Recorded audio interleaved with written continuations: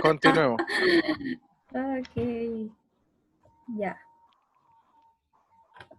Entonces, anterior, estábamos aquí en la parte de la fórmula obstétrica, ya que hay que tener en cuenta, ¿cierto? Ahí sale obviamente XXX, pero esto significa, la primera es los partos de término, luego los partos prematuros, considerar los abortos espontáneos, los abortos provocados y los hijos vivos. Y si uno revisa el PDF de la PUC, sale como más específico, que es otra fórmula obstétrica que ellos utilizan, pero la que, digamos, está considerada también por el MinSal es esta. Así que hay que tenerla en cuenta. Y el uso habitual de este tiene que ser el gesta para aborto. Para hacer una salvedad de eso, doctora, son dos tipos de fórmula obstétrica. Una que es francesa y una que es inglesa. ¿Cuál es el problema de esta fórmula obstétrica? La utilizamos a nivel de Chile y casi que a nivel de Latinoamérica, pero tiene un pequeño problema y es que ahí usted ve que en los abortos se tienen que colocar los tubarios y las molas. ¿Ve? Entonces, eso o sea, desde un punto de vista simple, nos impediría tener una información correcta, pero se ocupa, tal cual usted lo dice, se ocupa de forma rutinaria. Entonces, lo que uno podría hacer es hacer la salvedad y listo. Porque si ahí tú ves en los partos, no tenemos como dónde anotar si es una cesárea o un parto. Claro. Entonces, también es importante. Pero eso, básicamente, nosotros nos quedamos con la escuela francesa. Siga, doctora. Ya. Ahora, para tener en cuenta lo que es la edad gestacional y la fecha probable de parto, que era lo que decía el doc anteriormente, de saber cuál es la FUR, segura, la operacional, etc. O sea, idealmente, ya si uno quiere calcular, digamos, la fecha probable de parto y la edad gestacional, ideal es con la ecografía, ¿ya? Se puede utilizar una FUR segura, pero si se está disponible obviamente el ecógrafo, hay que utilizarlo, ¿ya? Ahora, ¿cuál es la FUR operacional? Es aquella en que la estimación ecográfica difiere por 1 o más semanas con la FUR y se prioriza la ecografía, ¿ya? Ahora, entre más precoz se haga la ecografía, más segura es.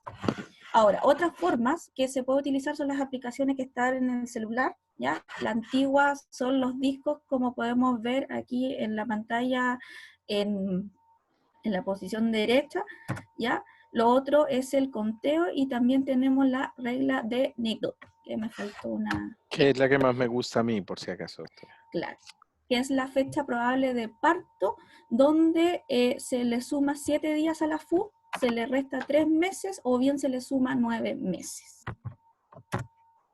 Ya, ahora, el examen físico, lo importante de esto es que siempre tiene que ser precavido, ¿ya? En especial, ¿cierto? Que sea un lugar apropiado, respetar también la intimidad de la paciente y realizar, por lo tanto, el examen físico general y semectario, no olvidar nunca realizar los signos vitales maternos y fetales, la búsqueda también de edema en las extremidades, ¿ya? Si es que este está muy marcado o no, la exploración abdominal, que lo voy a explicar también más adelante, como la medición de la altura uterina, las maniobras de Leopold y la ocultación de los latidos cardiofetales, y por último la exploración genital, si es que esta es necesaria, ¿ya? Dentro de la altura uterina se define como la distancia entre la sínfisis púbica y el fondo uterino y permite una estimación de la edad gestacional, ¿ya? Reflejando tanto la evolución del crecimiento fetal, de manera bastante fidedigna entre las 20 y las 28 semanas. ¿Ya? Ahora, hay que tener en cuenta que es una medición inespecífica y solo se debe utilizar para sospecha y no para confirmación de esta. Ahí se puede observar, ¿cierto? Aproximado en... Perdón, doctora, la doctora Correa levantó la mano. Dígame, Fran. Ah, ok. Disculpen que no sabía cómo se hacían entre medio las preguntas o al final. Es que quedé con una duda, porque Dime. yo tenía entendido que la fórmula de Miguel era más 7 días, menos 3 meses y más un año si correspondía, no los 9 meses, entonces como que me confundí. Yo Es igual que tenía sentido lo mismo, es así. que era más un año. Sí, es así. Lo que pasa es que no quise interrumpir porque le había acabado de interrumpir, pero es así. 7 más 3 más 1. Ah, ya, muchas ¿Ya? gracias, Doc. Entonces, bueno, aquí pueden observar, ¿cierto?, las 12 semanas que se encuentra a nivel de la sínfisis púbica, ¿ya? Y en las 20 semanas a nivel umbilical. Bien. ¿Ya? Y aquí tenemos el cálculo, ¿cierto?, de la altura del fondo junto con las semanas gestacionales. Ahora, pasamos a las maniobras de Leopold, que sí o sí hay que saberlas, y es para ver cómo está ubicado el feto. La primera maniobra va a identificar el polo fetal que se encuentra en el fondo uterino, ¿ya? Si, por ejemplo, uno palpa las nalgas, el tejido es grande y nodular, y si es la cabeza, puede estar dura, redonda, inmóvil, que es como el signo del peloteo, ¿ya? La segunda maniobra es la determinación de la orientación del feto a través de la palpación del dorso, ¿ya? Ahí podemos palpar la espalda o las extremidades, ¿ya? Si en la espalda se va a palpar una estructura homogénea y resistente, y si son las extremidades van a ser estructuras irregulares o móviles. La tercera maniobra, ya que se hace con el pulgar y los dedos de una mano, se busca la presentación fetal sobre la sínfisis púbica, y lo que se va a palpar es el peloteo si el feto no está cefálico y aún no se ha encajado. Y la cuarta maniobra Leopold es donde, digamos, el doctor o el examinador se ubica mirándose los pies de la madre, y la evaluación del encajamiento de la presentación, ¿ya? Que es poner las manos sobre la cabeza del feto y las líneas que se proyectan las manos no se crucen. Ahora, la ocultación de los latidos cardiofetales, que son los signos de certeza, hay que buscar los latidos, ¿cierto?, hacia el lado donde está el feto, y con el estetoscopio de Pinat se puede ocultar a partir de las 20 semanas, con Sony, ¿cierto?, que es el aparatito a partir de las 9 semanas, el ultrasonido a partir de las 6 semanas, y hay que buscar también los números, digamos, de focos que se pueden utilizar, ¿ya? Ahora, los latidos cardiofetales se buscan en distintas alturas según la edad gestacional. En una gestación avanzada, buscar siempre a nivel del hombro del feto anterior del feto, ¿ya? Que es realizar estas maniobras que dije de Leopold anteriormente. Pasemos al examen genital, que es la inspección de los genitales externos. Hay que buscar las lesiones, los flujos, si es que lo requiere, tomar muestras. Es importante también buscar si hay enfermedad de transmisión sexual, por ejemplo, condiloma acuminado, que esto puede, digamos, obstruir el canal del parto. Ya también digamos, también si eso podemos ubicar los herpes, que es una contraindicación del parto vaginal o riesgo de herpes neonatal. La especuloscopía, ¿ya?, que es para observar el aspecto del cuello uterino, el flujo cervical, y también sirve para tomar el Papá Nicolau. Y el tacto vaginal, ya hay que tener en cuenta que está contraindicado en la metrorragia del segundo y tercer trimestre y en sospecha de rotura prematura de membrana. ¿Cuál es la única contraindicación para ocupar espéculo, doctora, en una paciente embarazada? Cuando no se puede colocar un espéculo. Disculpe, no lo escuché. ¿Cuál es la única contraindicación para poner un espéculo a una mujer embarazada? ¿Me escucha? Sí. Ah, ok. ¿Cuál es la única contraindicación que existe para no colocarle un espéculo a una paciente embarazada? No se le coloca un espéculo. O habitualmente se hace primero una ecografía. Y 100% contraindicado un tacto vaginal. Paciente con una placenta previa sangrante. Sí. ¿Ok? Ok. ¿Ok?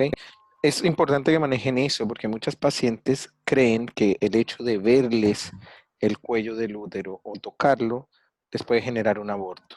¿Ok? Entonces, por favor, ténganlo claro. No está contraindicado el uso de espéculos con esa salvedad. ¿Ok? Siga, doctora. Ya, entonces, ahora seguimos con la palpación del cuello uterino, que eso nos va a indicar la ubicación, si está posterior, semicentral o central, la consistencia, que si está duro, aproximadamente hasta las 34 semanas, semiblando o blando. Y el borramiento, ¿ya? Que significa el acortamiento, ¿ya? Normalmente tiene 3 centímetros de largo, y un borramiento del 50% indica que el cuello es de 1,5 centímetros aproximadamente, ¿ya? Esto es lo que va a definir si el parto es vaginal o el riesgo de parto prematuro. La dilatación, que se mide en centímetros, ¿ya? Que de ser muy cerrado, después cabe solamente un dedo, ¿ya? Y la palpación es importante en la presentación fetal y el estado de las membranas fetales. Entonces aquí les quise colocar el índice de Bishop, ¿ya? Que es un puntaje que resume todas estas características que dije anteriormente, y se va a asignar un puntaje a este, que nos va a entregar la probabilidad del parto vaginal en las próximas 24 horas. Si el puntaje es mayor a 8, es una alta probabilidad de parto vaginal en las próximas 24 horas, y si es menor a 6, tiene una baja probabilidad de parto vaginal en las próximas 24 horas. Ahora, dentro de los exámenes complementarios tenemos la ecografía obstétrica, la del primer semestre, ¿ya? Que nos indica la edad gestacional segura. También lo que se puede sospechar ahí es el screening de las anomalías fetales entre las 11 y las 14 semanas, la localización de la placenta y la croniosidad del embarazo gemelar. La otra que se realiza es las 22 y las 24 semanas, que podemos ver la anatomía fetal, el screening de parto prematuro y el ecodoppler de las arterias uterinas. Y por último, entre las 28 y 32 semanas, es la ecografía de crecimiento fetal. Y la otra que se agrega es el ecodoppler materno-fetal, que obviamente es el estudio de los flujos sanguíneos. Y por lo tanto, la ecografía obstétrica se puede hacer por 2 vías, transvaginal o abdominal, ¿ya? En general el diagnóstico es por vía abdominal, y se hace una semana después luego por vía transvaginal. Aquí pueden observar, ¿cierto? Lo que digamos en distintas semanas podemos observar el saco gestacional, vitelino y el embrión. ¿Ya? Y acá podemos observar algunas imágenes. Ya en la imagen de abajo es una imagen ecográfica de un feto de 12 semanas, y aquí tenemos un ecodoppler. Ese es el ductus venoso, doctora. La imagen anterior corresponde al ductus venoso. Sí, Lo que usted está al mostrando en esa ductus venoso imagen, fetal. lo que está mostrando en esa Aquí. imagen es un feto con un aumento en la TRN, la translucencia retronucal, y eso se asocia con un ductus en flujo reverso, que es la imagen que se ve arriba a la abajo a la derecha. La anterior es la primera, la de arriba, es una imagen del ductus normal, y la de abajo es un ductus venoso con flujo reverso, que muy probablemente corresponda a un T18. Puede ser un T21 o T18. ¿Por qué digo Y también la T18? ausencia Porque se ve huesito nasal ahí, se alcanza a ver algo de hueso nasal. En cambio, en el de arriba no se puede determinar, pero lo más probable es que sea una trisomía 18 o una 13, pero eso es irrelevante ahora. Siga, doctor. Ahora, continuamos con los exámenes complementarios. Tenemos la biopsia de las vellosidades coriales, ya que se puede hacer a partir de la 10ª, 12ª semanas, generalmente ante la sospecha de estas anomalías genéticas, ya, por ejemplo, como la translucencia nucal aumentada. El diagnóstico, ¿cierto?, de una anomalía incompatible con la vida, esto permite plantear la posibilidad de que se realice un aborto terapéutico en otros países. Obviamente en Chile todavía no. En Chile sí, La pero por 3 causales. Acuérdate que si hay incompatibilidad con la vida demostrada por 2 especialistas, sí está indicado. Acá es por 3 causales. ¿Ya? La amniocentesis se puede hacer a partir de la semana 15 y 18, que es el estudio citogenético, bioquímico o molecular, ¿ya? Y informando también sobre la madurez pulmonar, la infección intrauterina, y siempre esta debe ser guiada por ecografía, ¿ya? Ahora, la mortalidad fetal es menor del 0,5%, se puede observar coriopnionitis, o sea, Se puede realizar con peritonitis, rotura prematura de membrana o sensibilización de RH. Y la cordocentesis, ya que más que nada es pinchar el cordón umbilical del bebé y sirve para ver la anemia fetal, el estudio genético, hematológico y las infecciones fetales. ¿Ya? Y esto corresponde al 1% de la muerte fetal o aborto espontáneo.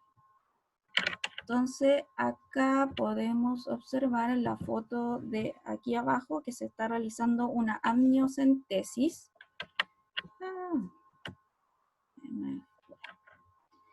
Y acá se está realizando, ¿cierto?, a través de una especuloscopía, se está tomando una muestra, ¿cierto?, de la biopsia de vellosidades coriales. Y tenemos una cordocentesis. Ahora, y para finalizar lo que es la semiología obstétrica, ya, entonces hay que tener en cuenta la fórmula obstétrica, G está para aborto, la M más que nada es para saber cuántos hijos vivos ha tenido, tener en cuenta la edad gestacional, las patologías ante el embarazo y si tiene alguna otra patología.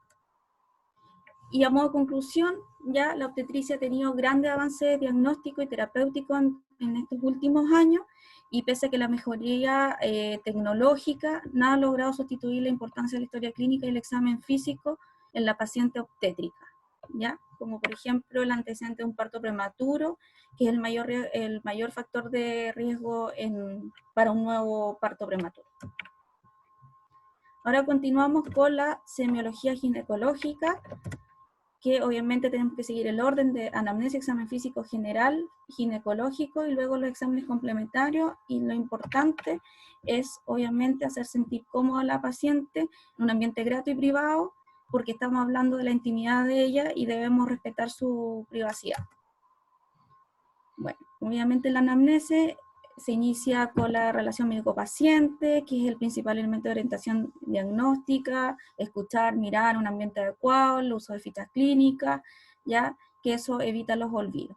Voy a sacar la identificación del paciente, lo vamos a tomar como obvio, y por lo tanto, dentro de la anamnesis, el motivo de consulta es el primer paso, ya es el problema más importante de la paciente y se notan los mismos términos expresados por la paciente. La enfermedad actual, ya que tiene que ver con la forma de inicio de los síntomas, la duración de estos, y dentro de los síntomas más frecuentes que voy a explicar específicamente, el dolor pelviano, las alteraciones menstruales y el flujo vaginal.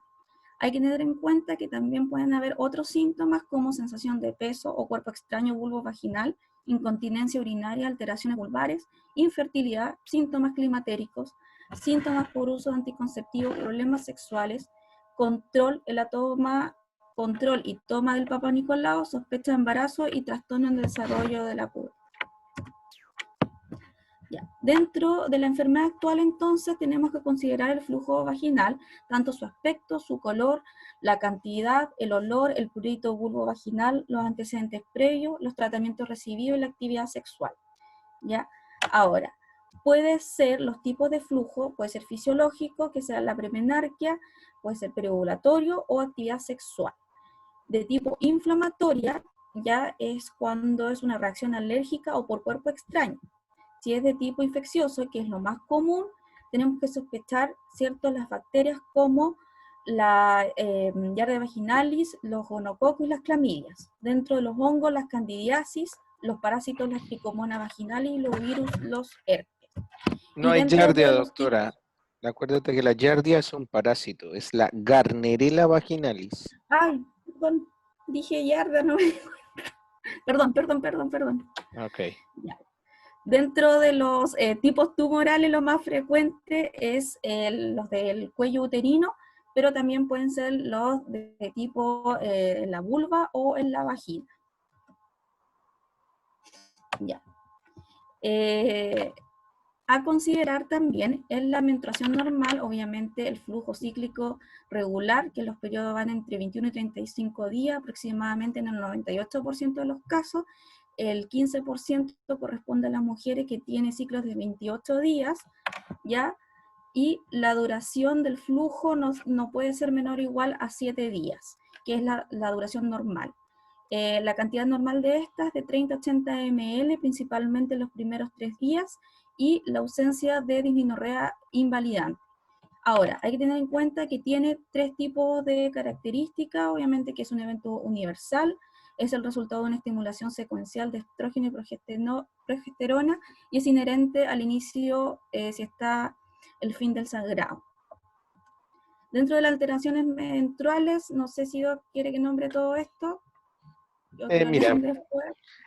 Ah, cuando veamos Gine, se van a dar cuenta que toda esta toda esta terminología ha cambiado de una forma importante. O sea, la menorragia, la metrorragia, la menometrorragia, son términos que casi ya no estamos ocupando, pero por lo menos la sinusorragia sí, la oligomenorrea sí, la hipermenorrea sí, y los otros están enclavados en lo que conocemos como como sangrado uterino anormal, ¿ok?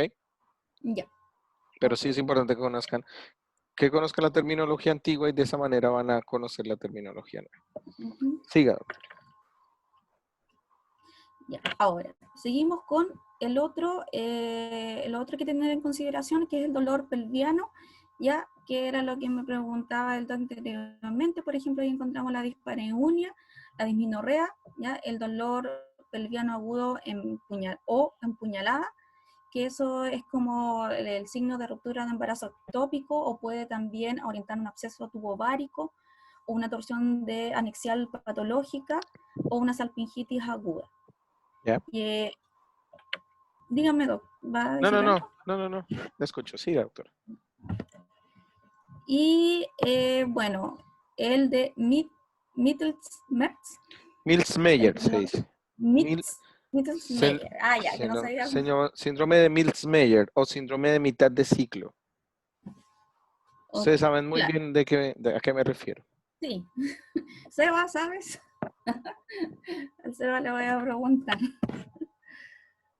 Lo dudo. Bueno, no me contestó el Seba. Se va a callar. Dentro de los antecedentes gínecos obstétricos tenemos la historia menstrual, obviamente, preguntar por la menarquia, los ciclos, las características, la dismenorrea, la historia sexual de el uso de anticonceptivos, cuáles son sus enfermedades ginecológicas, si ha tenido alguna cirugía, antecedente obstétrico, utilizar obviamente gesta para aborto, ya, y obviamente la fecha probable de parto, todas esas cosas, y el Papa Nicolau, ¿ya? Que esto significa la FO, que son los partos de término, los partos de pretérmino, los abortos espontáneos provocados y los recién nacidos vivos. Ya, dentro de los antecedentes generales, los médicos consideran las patologías crónicas, los quirúrgicos como cirugías abdominales principalmente, la alergia, los medicamentos que está utilizando, los antecedentes familiares de cáncer, hipertensión, diabetes y tromboembolismo, y los hábitos, ya sea tabaquismo, alcohol o drogas. El examen físico general, obviamente está la actitud y el aspecto general de la paciente, el estado psíquico intelectual, su estado nutricional, el tipo constitucional, endomorfo, ectomorfo, mesomorfo, la deambulación, pulso, temperatura, presión arterial, talla y peso. Y segmentario, ¿cierto? Mamas, tiroides, la parte linfática, no olvidarnos tampoco de esto, el examen cardiopulmonar, abdomen y las extremidades inferiores.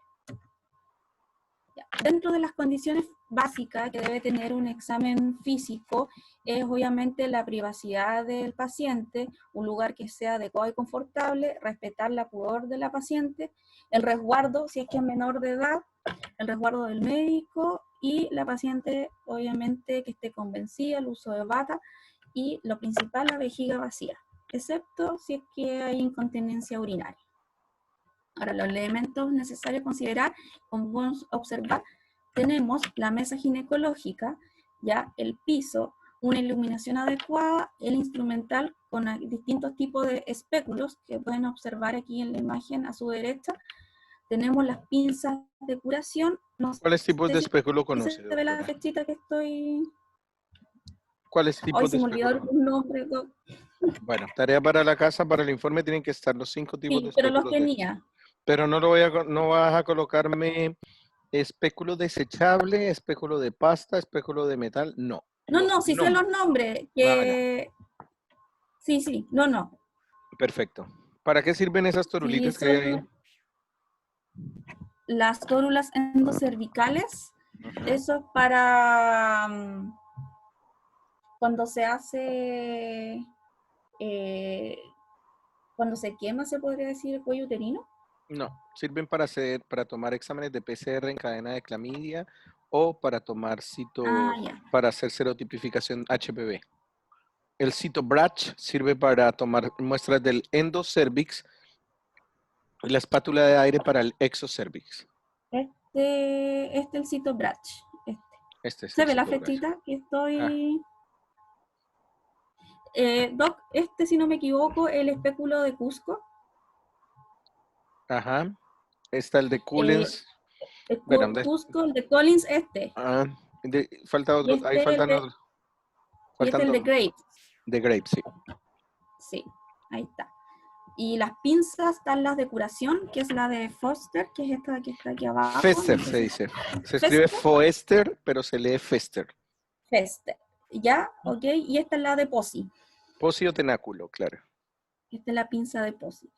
Y tenemos las espátulas de aire, que es esta que está aquí. Esta, Ujú, que está aquí. Y las tórulas endocervicales, que ujú. son como esos cotonitos que se pueden Así observar, y los citobrats. así es. Y bueno, y los guantes de procedimiento. Ya, entonces la posición de la paciente en la mesa ginecológica es de cúbito dorsal, con las piernas flectadas, los talones en estribos y los brazos a los lados, ¿ya? Los talones en estribos, o puede ser también la rodilla apoyada en los separadores, como se observa aquí en la imagen de abajo.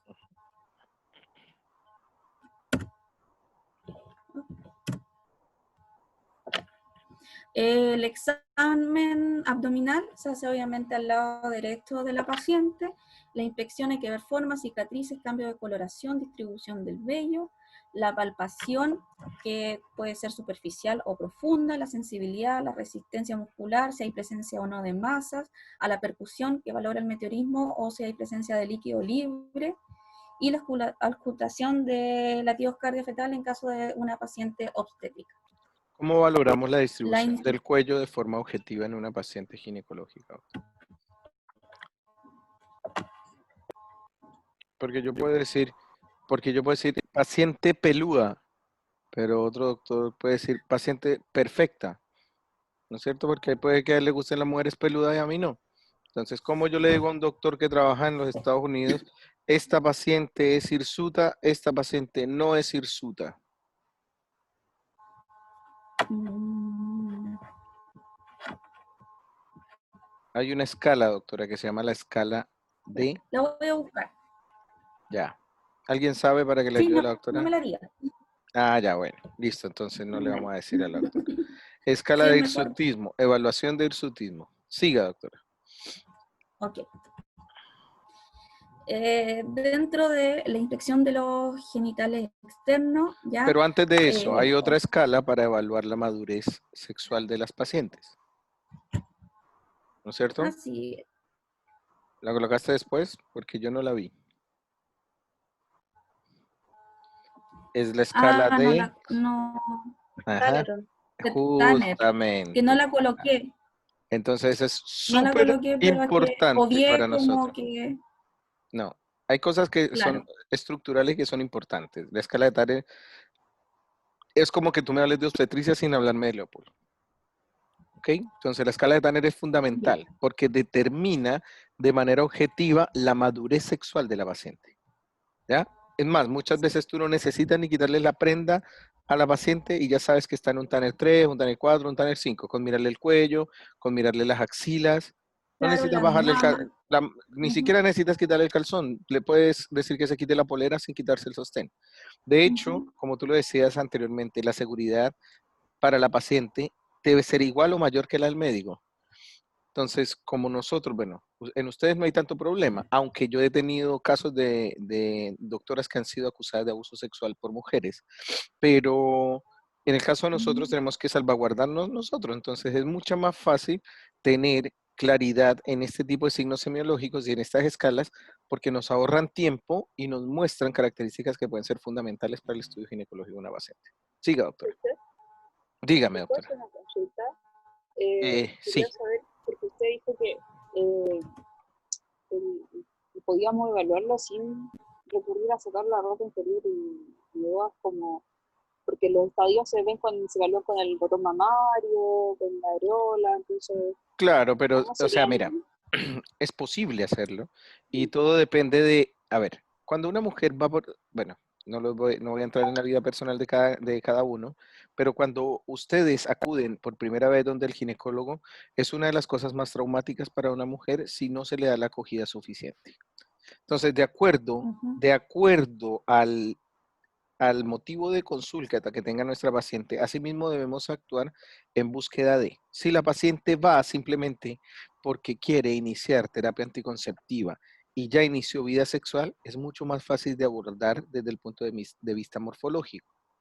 Pero si la paciente va, por ejemplo, porque se le inflama un pecho o porque tiene dolores en las mamas o porque tiene una pelotita en la axila, qué sé yo, obviamente deberíamos inspeccionarla completamente en colaboración con su acudiente, pero es un punto súper discutible y súper impactante con la paciente, porque una niña de 13 años no va a querer mostrarte los genitales, porque está en esa etapa de transición, y si no es necesario, yo personalmente en la primera consulta no les pongo un dedo sino en el cogote a mis pacientes, porque me interesa saber si tienen masas tiroideas o no.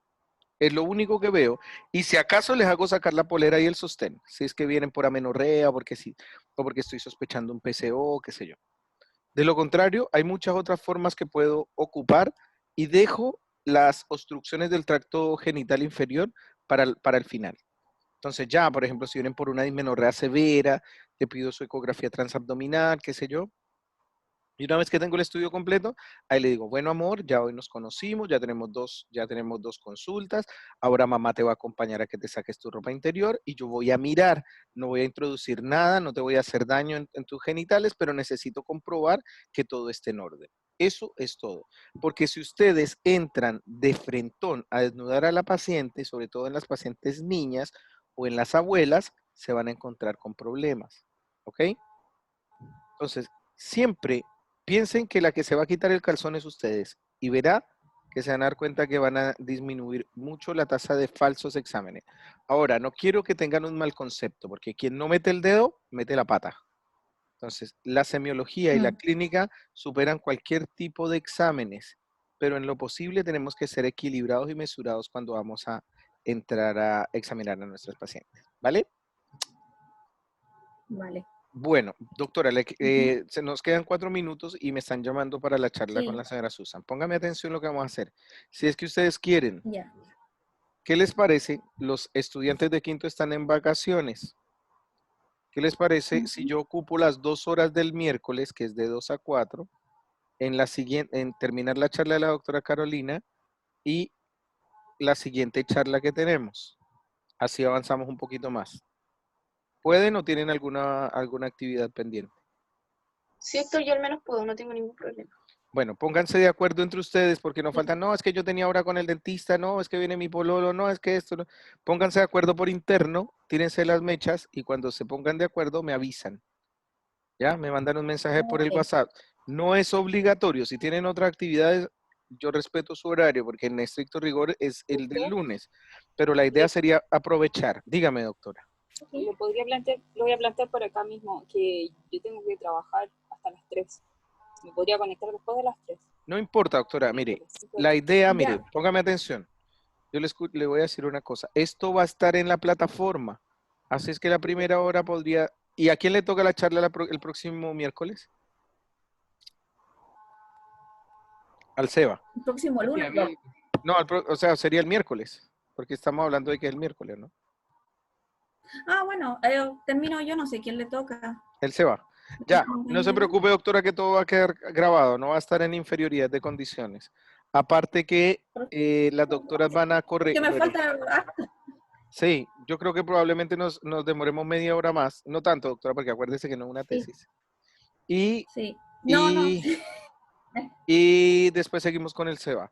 Corrijan mientras Ya. tanto los informes, lo que hemos conversado ahora, inclúyanlo y una vez que lo tengan listo, lo hacen llegar al WhatsApp del grupo. Yo lo vuelvo a revisar y si encuentro alguna otra cosa, pues la corrijo ya ahí mismo, ¿vale? Porque sobre eso vamos a sacar el Ya, cuestionario de la primera prueba. Bien, niños. ¿Dudas, preguntas ok. hasta lo que llevamos? Doctor, quizá un poco absurdo lo que voy a decir, Ya, pero dígalo absurdo. yo tenía, yo tenía entendido que, o sea, que lo ideal es que cada vez que uno vaya a examinar a una paciente, estar acompañado con alguna otra personal de salud. Siempre, siempre. O sea, idealmente. Pero piense, doctora, que en un consultorio usted a duras penas va a tener una TENS en la urgencia y otra cosa, sobre todo cuando sean generales de zona. Yo personalmente, y recuerden también que las cámaras están proscritas en las salas ginecológicas por obvias razones. Yo prefiero siempre, nunca atiendo a un menor de edad solo, así esté embarazado. No lo hago. ¿Ya? Y yo les recomiendo a ustedes como mujeres y a los caballeros que cuando vayan a una consulta, ya sea dentista, ginecólogo, lo que sea, siempre vayan acompañadas. Porque eso les brinda una doble protección. Así ustedes sean doctoras, hay mucho descerebrado y mucho enfermo mental en la medicina. Ustedes han conocido muchos compañeros que se han titulado también. Entonces tengan cuidado con eso.